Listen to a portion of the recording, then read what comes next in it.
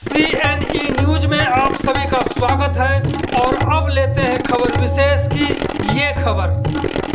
हम बात कर रहे हैं कांग्रेस के चंडीगढ़ कांग्रेस के नेता हरमेल केसरी से और उनसे जानने की ये कोशिश करेंगे कि पिछले 2 दिनों से कांग्रेस के अंदर हंगामा चल रहा है। ऐसा लग रहा है कि कोई कांग्रेस में रहते हुए कांग्रेस के प्रधान से और जो यहाँ पर उम्मीदवार हैं उनके खिलाफ किसी के इशारे पर मुहिम चल रहा है। क्या इस मुहिम को से जो डैमेज हो रहा है इसको कंट्रोल करने के लिए कुछ व्यवस्था है कांग्रेस पार्टी के अंदर, या जो इस तरह का माहौल क्रिएट कर रहे हैं, माहौल खड़ा किया जा रहा है, इसको लेकर उन लोगों पर कोई कार्रवाई हो रही है? हरमेल केसरी जी। मधुकर जी, आपने कहा कि कांग्रेस के अंदर हंगामा चल रहा है। मैं आपकी बात को बढ़ाने के लिए कहना चाहूँगा कि ये जो आने वाली जीत है ये उसका शोर है, ये हंगामा नहीं है जिसकी गूंज पूरे हिंदुस्तान के अंदर सुनाई देगी। कहते हैं ना कि जो जीत होती है उसका शोर पहले सुनाई देना शुरू कर जाता है। ये हंगामा नहीं है, ये एक शोर है जो चंडीगढ़ की लोकसभा सीट का पूरे हिंदुस्तान के अंदर सुनाई देगा। और आपने जो बात यहाँ पर की, देखिए वो जो भी साथी हमारे हैं जो कांग्रेस के लिए जिन्होंने पिछले 10-12 साल से जो लगातार काम कर रहे हैं, मुझे पूरी उम्मीद है वो हमारे साथी आने वाले दिनों में आदरणीय मनीष तिवारी जी के लिए जो हमारे इंडिया अलायंस के उम्मीदवार हैं पूरी जी तोड़ से अपने अपने क्षेत्र में मेहनत करेंगे, अपने अपने बूथ पर जीत दिलाने के लिए इंडिया अलायंस के उम्मीदवार के लिए काम करेंगे। और इसमें कोई दो राय नहीं है कि हम सब साथी मिलकर, जो आज हमारे साथी जो थोड़ा सा नाराज़ चल रहे हैं वो बहुत जल्द हमारे बीच में होंगे और देखना वो बड़ी शिद्दत के साथ कांग्रेस पार्टी और इंडिया अलायंस के उम्मीदवार की जीत के लिए काम करेंगे। हमें जानकारी मिली है कि जो लोग नाराज़गी दिखा रहे थे वो काफ़ी संख्या में लोग वापस आ चुके हैं, सच है? देखिए, नाराज़गी कोई है ही नहीं है, थोड़ा बहुत मनमुटाव एक परिवार के अंदर हमेशा चलता है। तो वो काफ़ी साथी आज भी हमारे यहाँ बीच में, हमारे कॉलोनी सेल के मुकेश राय जी और हमारे यूथ कांग्रेस के साथी सुखदेव सिंह और बहुत साथी लगातार जिनके मन में थोड़ा थोड़ा कुछ था, वो सब वापस आकर यहाँ पर कांग्रेस भवन में आके अपनी अपनी जिम्मेदारियाँ उठा रहे हैं कि मैं अपने क्षेत्र में, अपने बूथ में जीत के लिए जी तोड़ मेहनत करूँगा। तो आने वाले दिनों में भी आप देखेंगे कि जो भी साथी और हमारे रह गए हैं वो भी इसी तरह हमारे साथ मिलकर दोबारा कांग्रेस इंडिया अलायंस के उम्मीदवार के लिए काम करेंगे। कौन भटका रहा है इन लोगों को? क्योंकि जो बातें चल रही है उससे लग रहा है कि कोई ना कोई इन लोगों को ज़ोरदार तरीके से भटकाने की कोशिश कर रही है। वो लोग भी शामिल हो सकते हैं जिसको कांग्रेस ने बहुत कुछ दिया है। देखिए, जब कोई राजनीति में आ जाता है तो वो एक बहुत समझदार व्यक्ति होता है। किसी को राजनीति में आने के बाद भटकाया नहीं जा सकता। राजनीति में आया हुआ व्यक्ति वो होता है जो समाज की समस्याओं को दूर करने के लिए राजनीति में आता है। तो उसको कोई कैसे भटका सकता है? मैं आपके इस सवाल से सहमत नहीं हूँ कि राजनीति में आने वाले लोग परिपक्व होते हैं, वो जनता की लड़ाई लड़ने के लिए, जनता की सेवा करने के लिए राजनीति में आते हैं, तो उनको भटकाने का सवाल ही पैदा नहीं होता।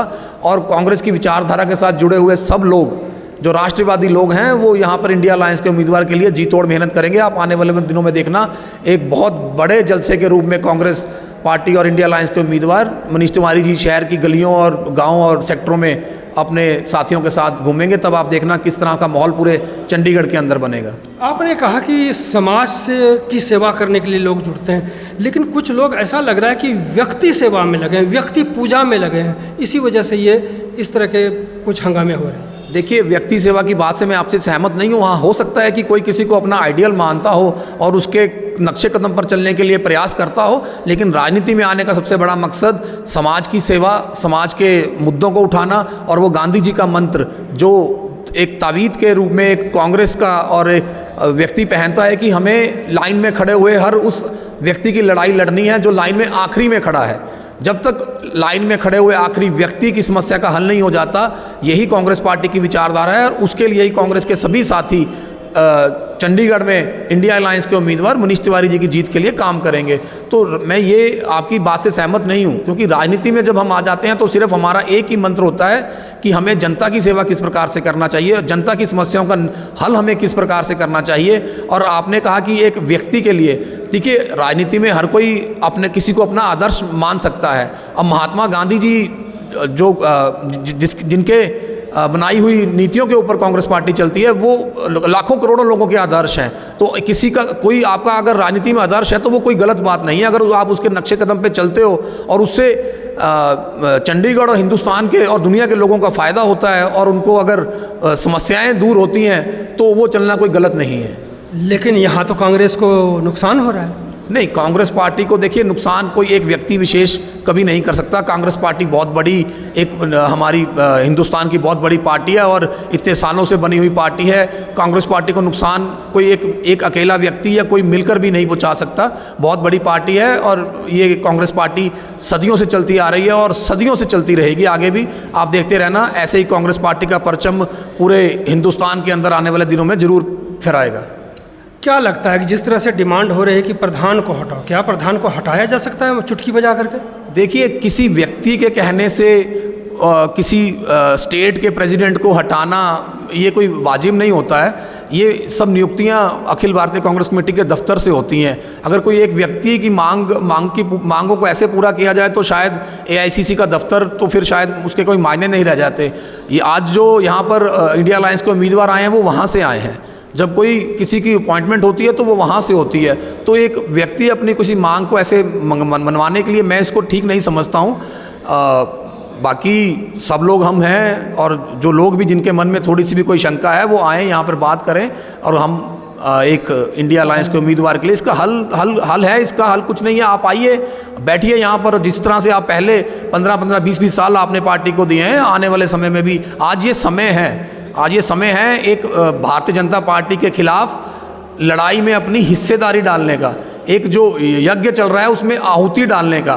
तो ये सभी मेरे साथियों से निवेदन है, प्रार्थना है कि आप आइए और इस लड़ाई में अपना योगदान दीजिए ताकि हम जो हिंदुस्तान को तोड़ने की ताकतें जो देश में पनप रही हैं ताकि हम उनको हरा सकें।